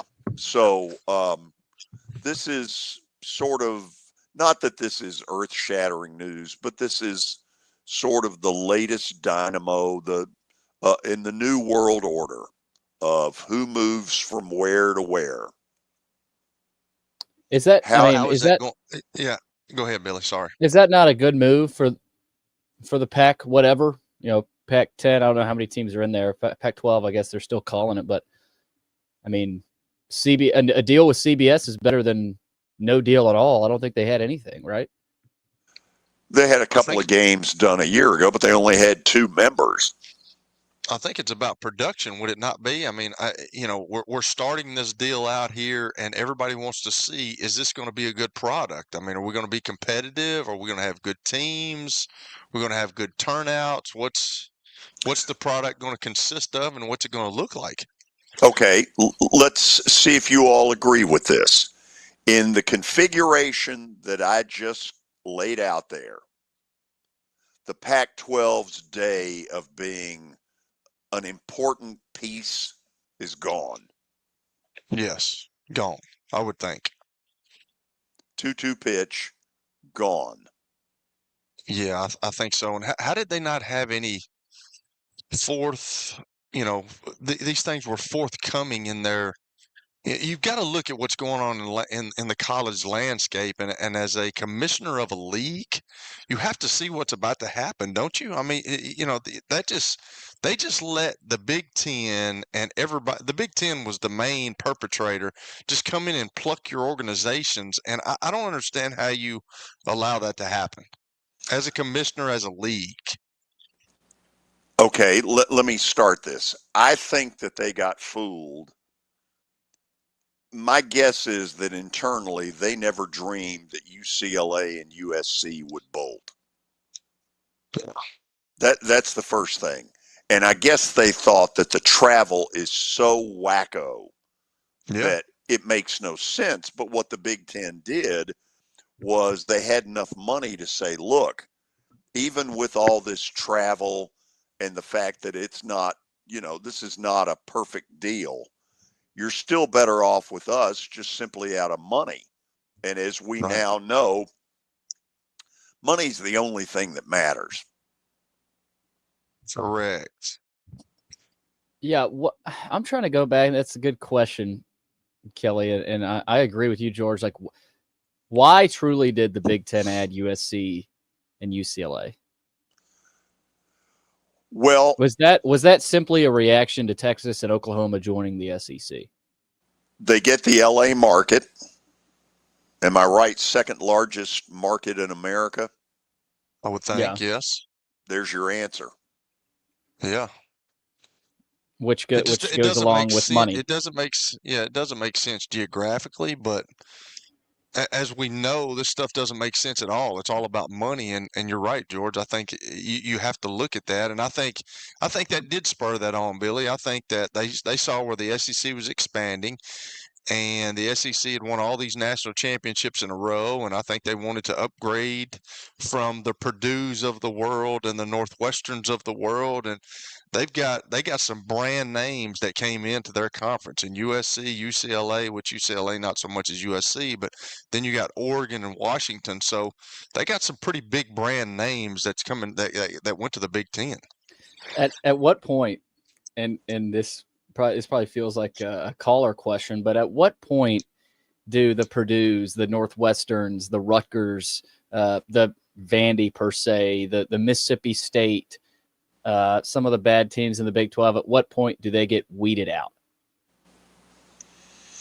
See, I don't know what the next domino to fall is as to when we decide, okay, you are the chosen people. The rest of you can go stuff it.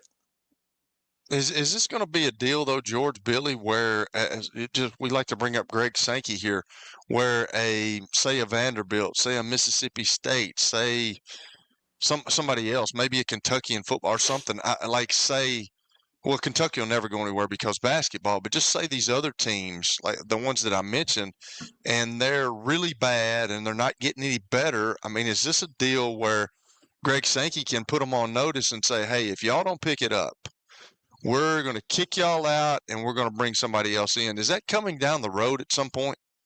Oh, I don't know, because if that was going to happen, they would have done that to Vandy 10 years ago.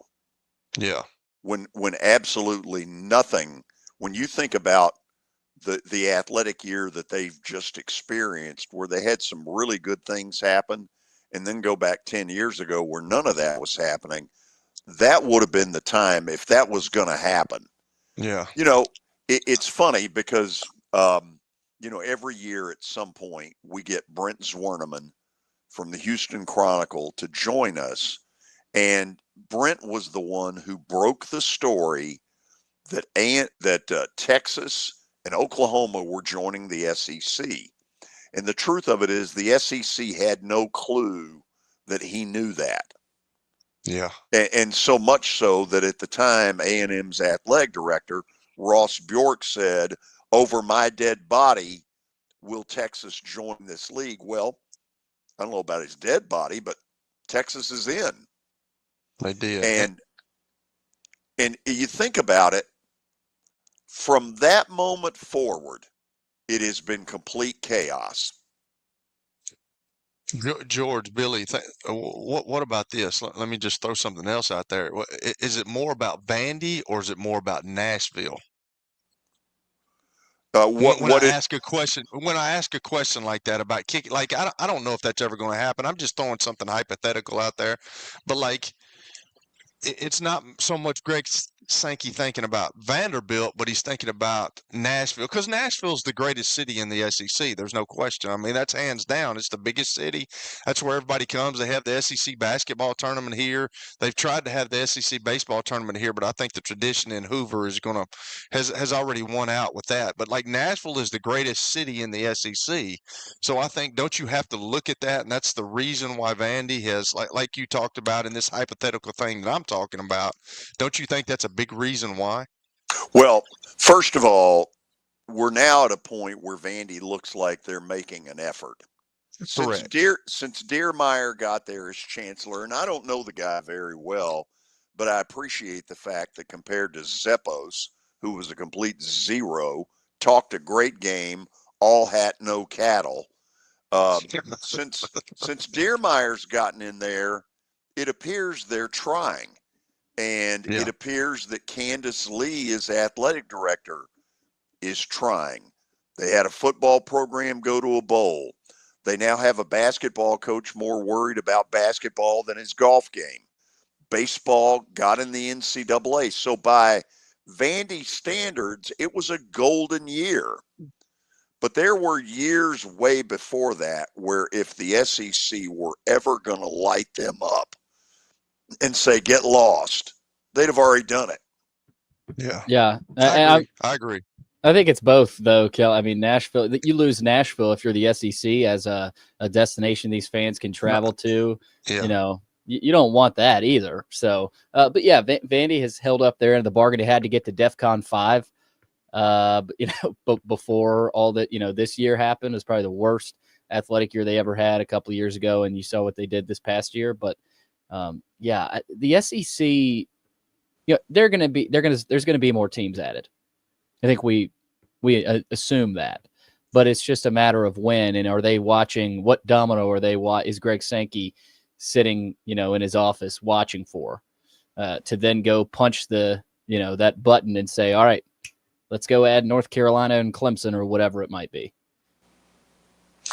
I think we're all surprised too that I think the next conference going on the chopping block is the ACC. Like, I think I'm stunned. I'm sure y'all are probably stunned at how well the Big 12's done. Like, they've done pretty good, and like they've made the ACC look really bad. And I think if something does happen, then everybody's going to go scavenging on the ACC. So I think I'm right about this. Billy, are we 3 weeks away, or are we more from from SEC football media days? It's July 15th, so about three. Okay, 3 weeks from today it starts. To me, here are the three big things that are going to come out of there. Number one, poor Josh Heupel is going to get bombarded with Nico stuff. And unless he puts it out there that I'm not going there, so don't ask, I'm through talking about it, which to me is the only way he can get out of that. The second thing that he'll get with is, how did this guy that apparently has, been kind of a fraud, how did he, become, favored nation status in your football program? So he's going to get hit with those. I think one of the most important issues that's going to get hit while we're in Atlanta. Somebody is going to spill the beans that all of these SEC schools, their NIL war chest for football this year is 15 million plus. Virtually all of them. I think we're going to find out that they have ramped it up huge. Well, and there's in always order to compete, it has to be that. It might even be a little bit more, George, Billy. It might be. Either way, I know we got to go to the break. So let's go ahead and do that. By the way, if you want to jump in with a quick phone call, would love to hear from you. We didn't put a lot of time out there today, but it's open. 615-553-0933. Again, 615-553-0933. You can check Billy on the chat line as well. Either way, you need to hit the phones quick because we're back after this on 94.9 The Fan.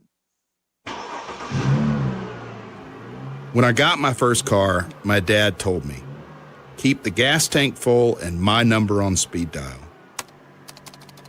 Now parents are telling their kids, save 615-242-9000 just in case. I'm Blair Durham. If you or someone you love is in a wreck, call us. We're here to get you the money you deserve. As the trusted premier custom home builder in Middle Tennessee, Donnelly Timmons has over 20 years of experience in the industry. Whether you're looking to build your dream home or renovate your current home, their team will ensure that every client and every remodel is unique, luxurious, and completed on time within budget. Founders Dustin Timmons and Joey Donnelly have over 25 years of construction experience in the Nashville area. Together, they have completed projects in Forest Hills, Oak Hill, Green Hills, Franklin, and Brentwood. Dustin and Joey believe that communication is the most important aspect of all construction projects. Therefore, they personally manage each project themselves and are involved in job site activities on a daily basis. Their commitment to quality and integrity has earned them an outstanding reputation among their clients. Contact them to set an appointment for a free consultation or to view some of their completed projects. Give them a call at 615-456-7983 or log on to DonnellyTimmons.com. And the Game Nashville Sports Network. It's the George Plaster Show. Your sports live here on 94.9 The Fan.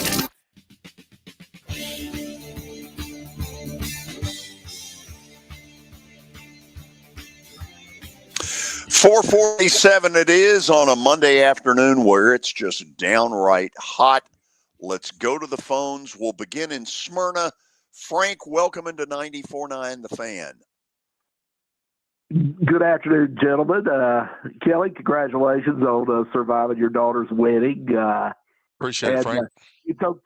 It's okay to be a melted marshmallow or whatever you called yourself. I was too busy laughing. I was.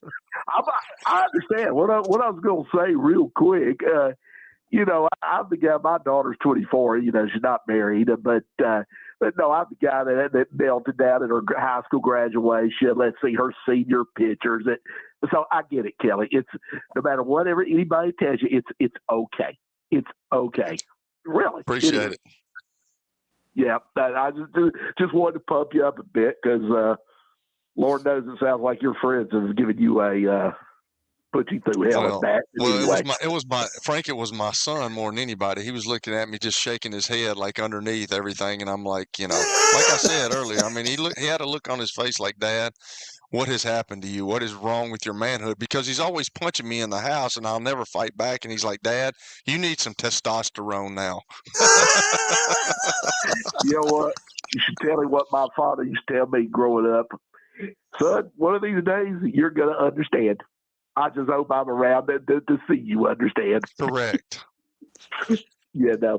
Anyway, and George, when we were talking about, or when you guys were talking about the Braves and lack thereof, you failed to mention about Chris Sale. I guess you probably and don't even want to talk about it.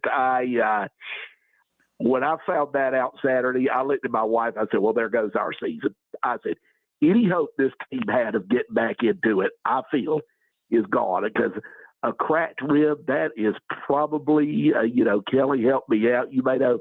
I bet that's a 2-month injury at least to get through that, a month and a half probably." Oh, I'm sure, at least. I mean, I don't know what the Braves are going to do. I see nothing in the minor leagues. I just don't think Ian Anderson or Hurston Waldrop is a possibility. And I don't know what they're going to have to trade. I mean, we need another starter. The bullpen is a mess. George, like you, I will be down there this weekend. See you there. Maybe we can put our heads together and go to Snicker and say, "Here's what we need to do." Alex, can you meet with us? I mean, I'm desperate at this point, guys. Our season is, I think it's probably lost, and I hate to give up and say all this, but it's just Jeff and Murfreesboro. I know you're laughing right now. I know you are, and that's fine. It's just not our year. Okay, he's waiting on the other line, so let me run and grab his phone call. All right, that sounds great. And Jeff, I love you, buddy. Just so you know. Okay, it is Jeff in Murfreesboro next. Jeff, you're on 94.9. Go ahead. I was going Georgia. When the Cubs go marching in, I want to be in the bleachers when the Cubs go marching in. Hopefully, in first place, we stay there. You better have one of those. Better have one of those W flags. Oh, they have the L when they lose too. They put that up too. They don't just put the W ones up. They put the L ones up also. So, and George, you said the Marlins couldn't pay the light bill. They drew 21,000 Friday night. I know that's hard for you to believe, but they did. Well, yeah, they were all Braves fans. What the hell did you expect? We'll take the Braves money. My money's all green, isn't it? Don't matter what. Well, okay. Let me ask you this: have you seen a Marlins game where there isn't some sort of an unusual situation to bring a crowd?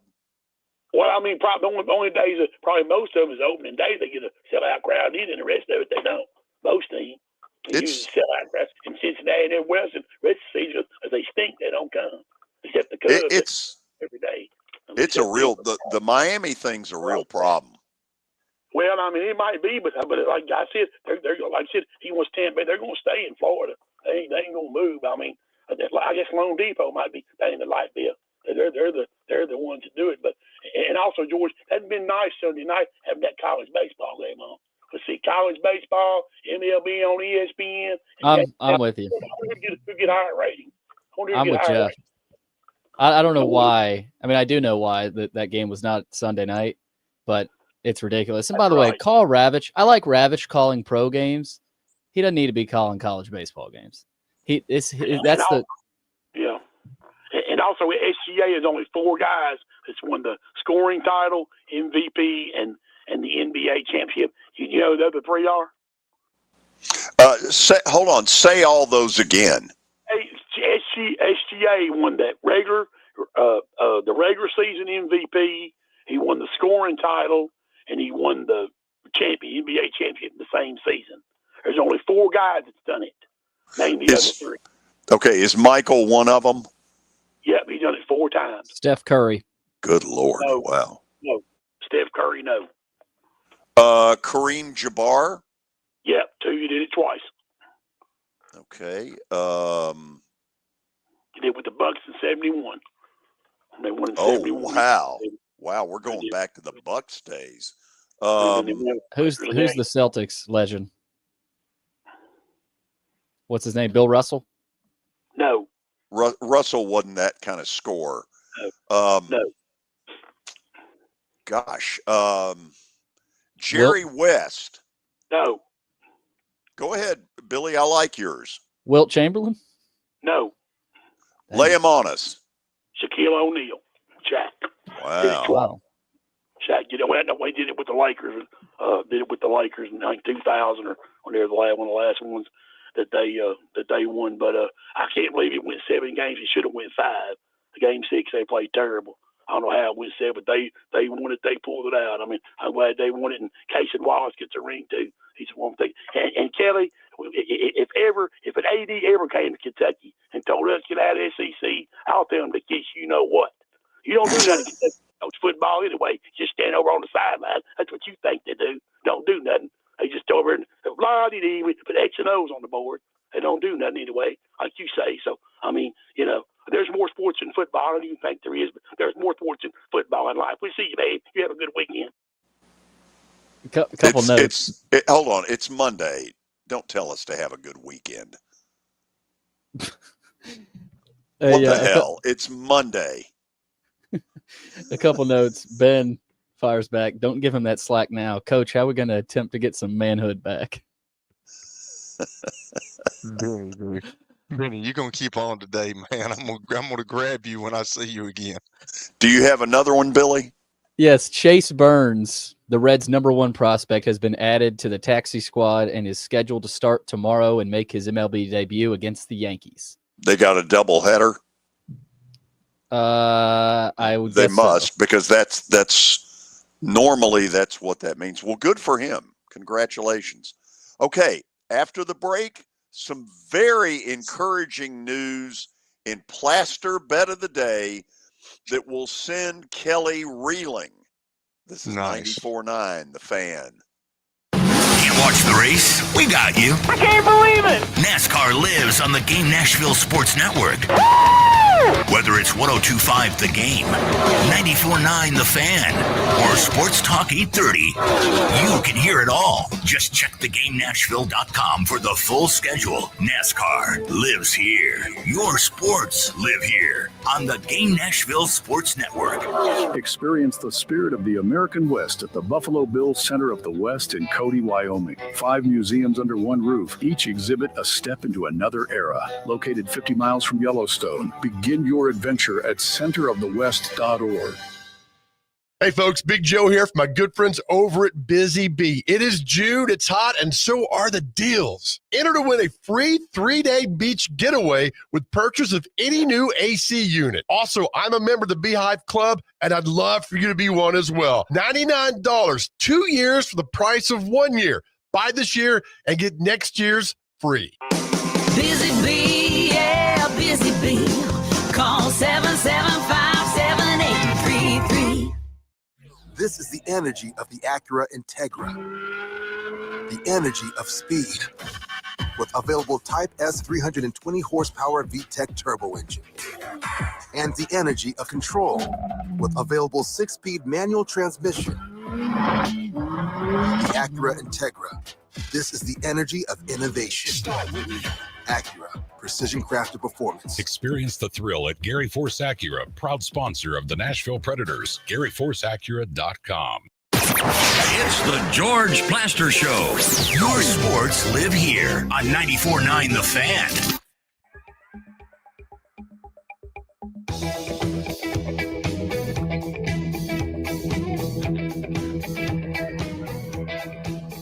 Final segment on a Monday. Time now for Bet of the Day, brought to you by Bart Durham Injury Law. We take a look at what happened over the weekend.